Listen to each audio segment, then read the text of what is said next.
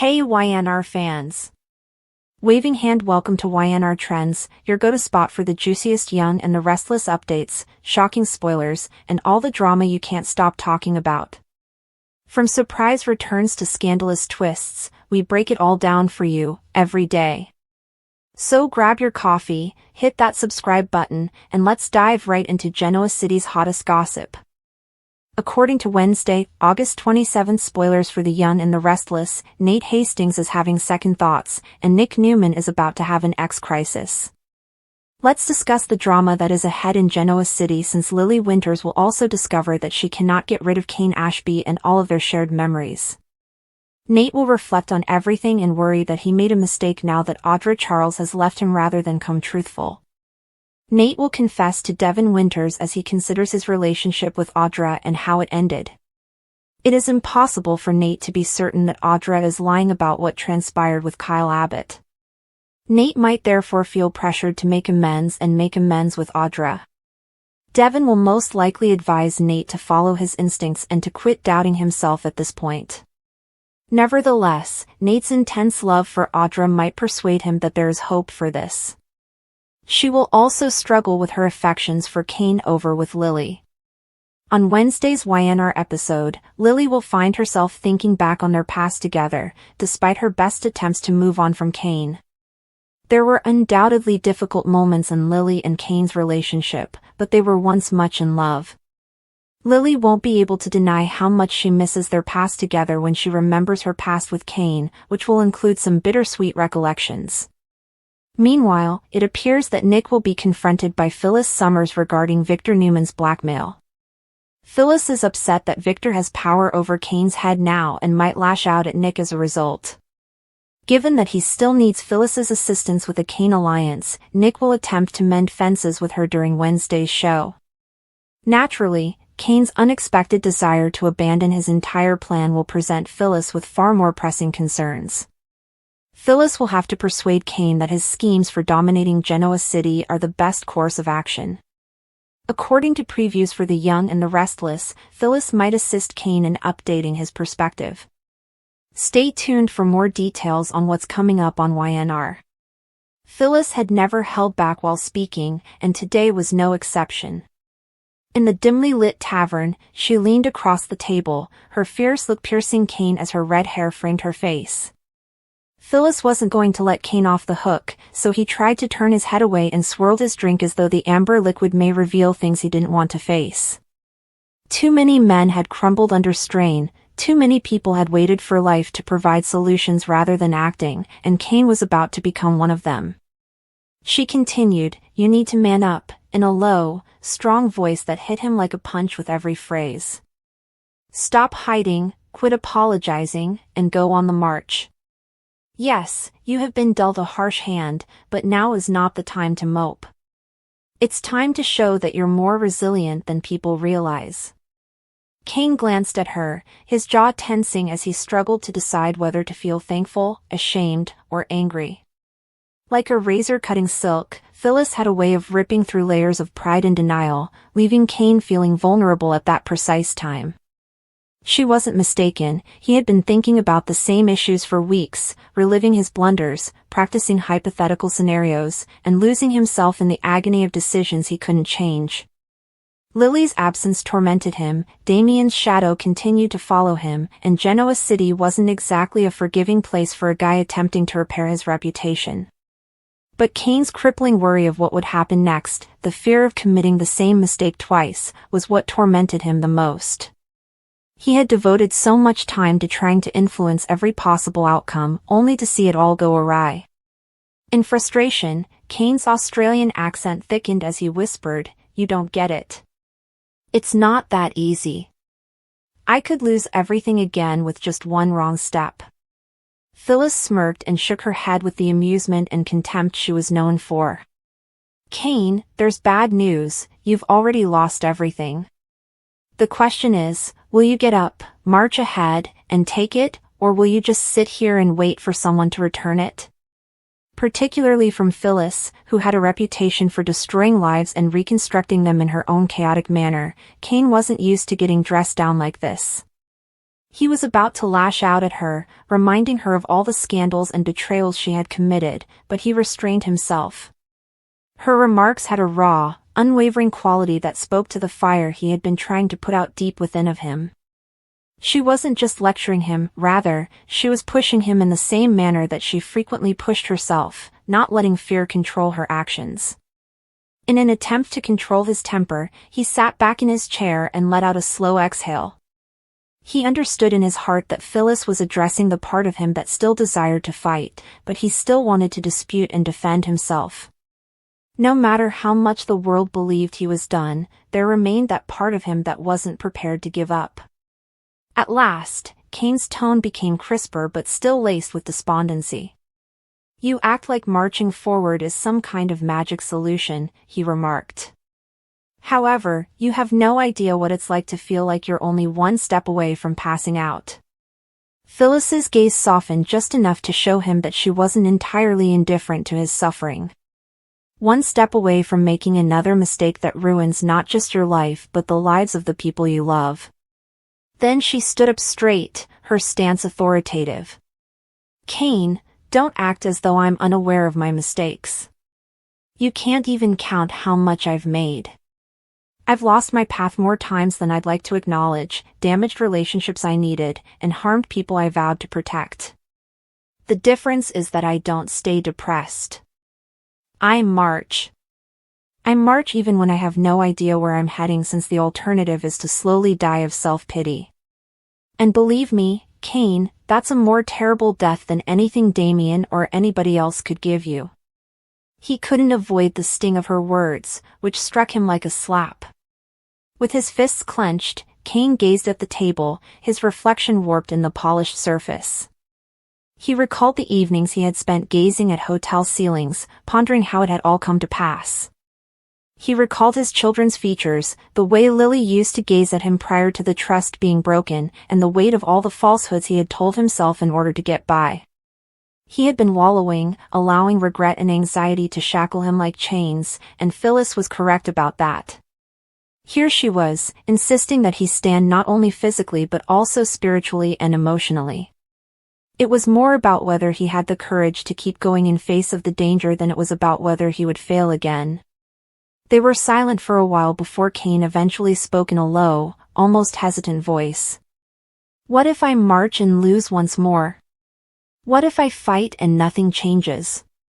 With a little smile that was equal parts harsh and sympathetic, Phyllis drew closer. "Then, Kane, you'll at least lose standing up. Instead of sitting here wallowing in what-ifs, people would respect that you gave it your all. Hell, you will once more respect yourself. But hiding, doubting, sitting here? That isn't a dude. That man is a ghost. You're superior to it, too." Her words burned into Kane's chest, causing him to swallow hard. He sensed the resurgence of something he believed he had lost, courage, perhaps even anger, but not the type that consumed him. The type that gave him energy. In order to ground him in the present, Phyllis reached across the table and put her touch on his arm firmly rather than affectionately. "You wish to regain your life? Do you wish to show Lily, your children, and everyone else in this community that you're more than simply a damaged man? Next, march. If you must, march into the storm. March, however. Because if you sit here and hope that everything will work itself out, it won't. You are aware of that." Kane didn't turn away for the first time in weeks. When he looked into her intense green eyes, he saw something more than judgment, faith. Faith that despite everything, he would still be able to climb. And that faith meant more to him than he had anticipated, especially from someone like Phyllis. The strain in his shoulders changed from disappointment to determination as he straightened in his chair. For the first time, he felt the spark of action, even though he had no plan yet and had no idea what the next step would be. A preparedness to march. The story's pivotal moment, when enslaved African-American poet Phyllis Wheatley writes a poem to a Continental Army general, is one of those historical moments that transcends time and compels a modern reader to face the enormous and agonizing complexity of the American founding. The particular composition, To His Excellency General Washington, composed in 1775 and dispatched to Washington in 1776, is a multi-layered, intricate, and tactically deferential work of lyrical persuasion rather than a direct order. It is provocative shorthand to reduce its core to the contemporary vernacular term "man up and march," but when carefully dissected, it illustrates the incredible pressure Wheatley imposed from her deeply restricted position. It was a skillfully timed performance of rhetorical jiu-jitsu, employing the revolutionaries' own vocabulary to hold a mirror to their aspirations and to beg, if not demand, that they view their battle through her own lens. It was not an order yelled from a position of authority. Her poetry is a subtle but profound shake in the core of the American project, a complicated balancing act between identity, freedom, and power. One must first sit with the tremendous dissonance of Wheatley's existence in order to truly understand the weight of her remarks. She was a black lady in slavery during a revolution that was renowned for being founded on the concepts of liberty and natural rights. Born into slavery and transported from West Africa as a youngster, the Wheatley family recognized and, in a limited way, fostered her extraordinary intelligence by teaching her to read and write in Latin as well as English and exposing her to a vast array of ancient and modern literature. A living contradiction to the racist ideologies of the time, which attempted to defend the system of slavery by downplaying the whole humanity and intelligence of Africans, she became a published poet and a sensation in the colonies and in London. Her poetry served as the vehicle through which she traversed this unachievable terrain, and her mere presence was a political statement. In order to express a consciousness that was wholly unique to her, born of the Middle Passage and the odd institution, she wrote both inside and against the rules of neoclassical poetry, emulating the majestic, lofty style and mythological allusions of John Milton or Alexander Pope. Adopting the master's methods was more than just copying, it was an infiltration strategy that allowed her to assert her voice in a discourse that consistently excluded hers. The stakes were incalculably high as she directed her voice at George Washington, the leader of a revolutionary army battling for freedom from oppression. In a sense, she was writing to the personification of a freedom that she did not have. The poem To His Excellency General Washington is a masterwork of subtly challenging and strategically flattering language. It establishes the American cause as a divinely appointed epic by starting with a celestial vision rather than a mandate. By calling upon the muse to sing of chief in arms, she instantly establishes Washington as a descendant of Homeric heroes. She personifies Columbia, the feminine spirit of America, who is awful in the traditional sense of the word, inspiring awe, and refers to the forces of freedom as a celestial choir.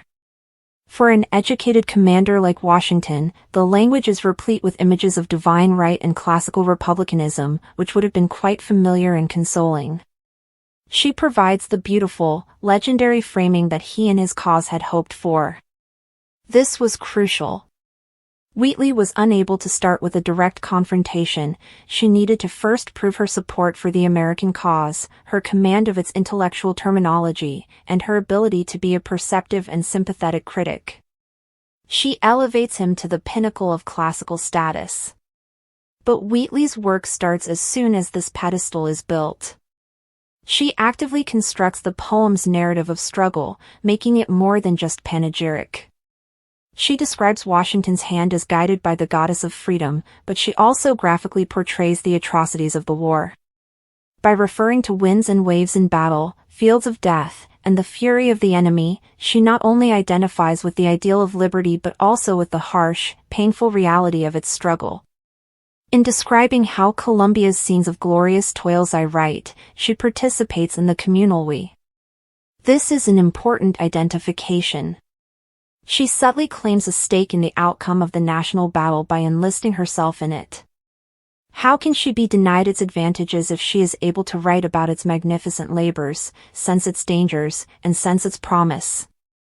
This serves as the understated foundation for her main selling point. The poem's final stanzas are its major component and the factor that supports the man up and march interpretation. Her tone changes to one of passionate exhortation after she has constructed the illusion of Washington and the American cause. From description, the poem shifts to a direct address that functions as a prod and a plea. She writes, "Go forward, great leader, with virtue at your side. Let the goddess lead you in whatever you do. A magnificent throne, a palace, and a crown. Washington, with gold unfading. Be skinny." This is where her plan comes to a head. She has shown his causes righteousness, virtue on thy side, heavenly approval, let the goddess guide, and the divine recompense, a crown, that shine, that awaits him. She has provided him with everything in the economics of revolutionary rhetoric. She has given him and his movement the ideological support they so desperately needed. The hidden but potent undertone in reply is a query: how can you not move forward after accepting this lyrical gift and this affirmation from a voice that is enslaved? How are you not going to live out the destiny she has so beautifully outlined for you? The refined, neoclassical equivalent of march is proceed, great chief, an active verb that exhorts unrelenting activity. It carries the assumption that he must now complete this mythological role after being assigned it. Even more fundamental is the man-up component, which is the suggested second part of this demand. For Wheatley, independence from Britain was not the only outcome of this march. The logic of the revolution, for an enslaved individual, could not end at the shore. Just months after she wrote this poem, the Declaration of Independence was written, and its tenets, that all men are created equal and that they have unalienable rights, including liberty, were a scathing critique of the organization that had kept her in slavery. Wheatley's poem subtly argues for personal liberty by fervently supporting the struggle for political liberty. The virtue, glory, and divine purpose you claim for your fight against political enslavement are the same virtue, glory, and divine purpose that must inevitably condemn the practice of chattel slavery, she said, reflecting this to Washington and the revolutionaries. Washington's revolution would eventually have to face its own greatest hypocrisy in order to proceed and legitimately claim that unfading crown.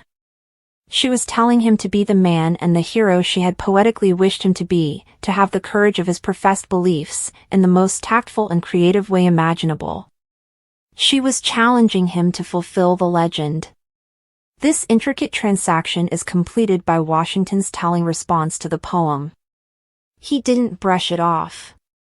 Rather, he acknowledged its worth and strength.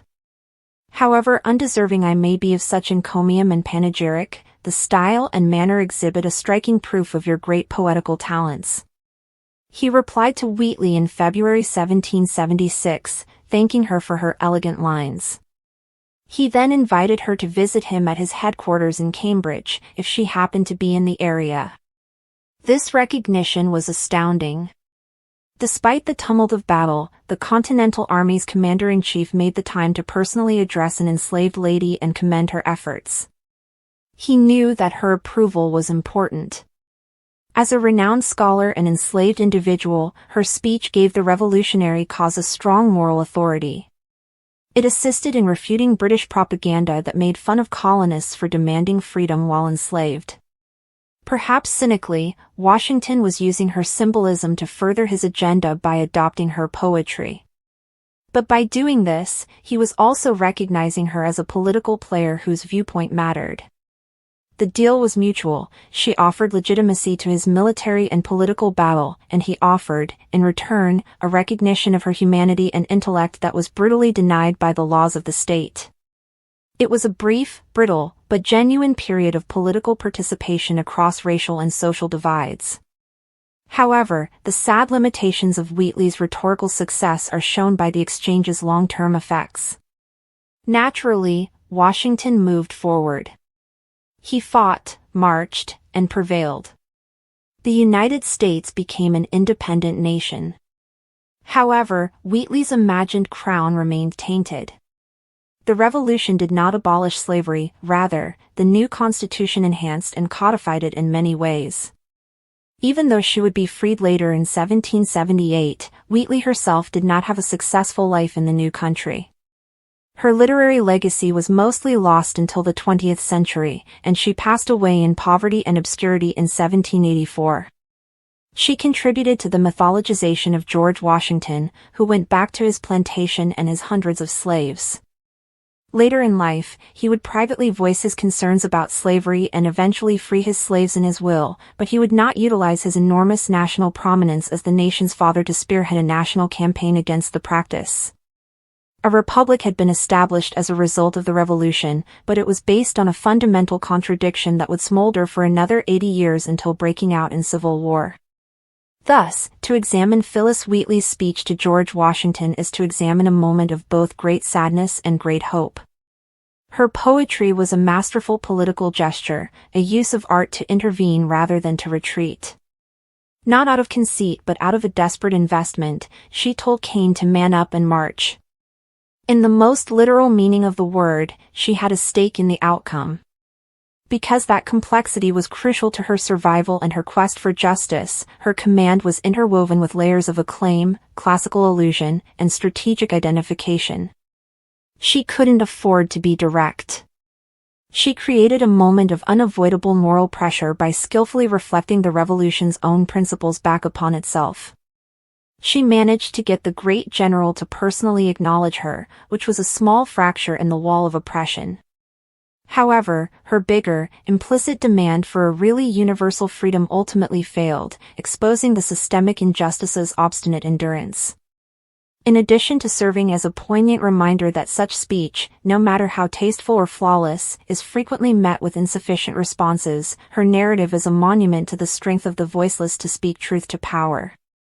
As a ghost in the machine of the revolution, Wheatley's poem endures as a permanent part of the American record, constantly challenging and inspiring the country to move on and fulfill the brilliant but unwavering crown of its own declared values.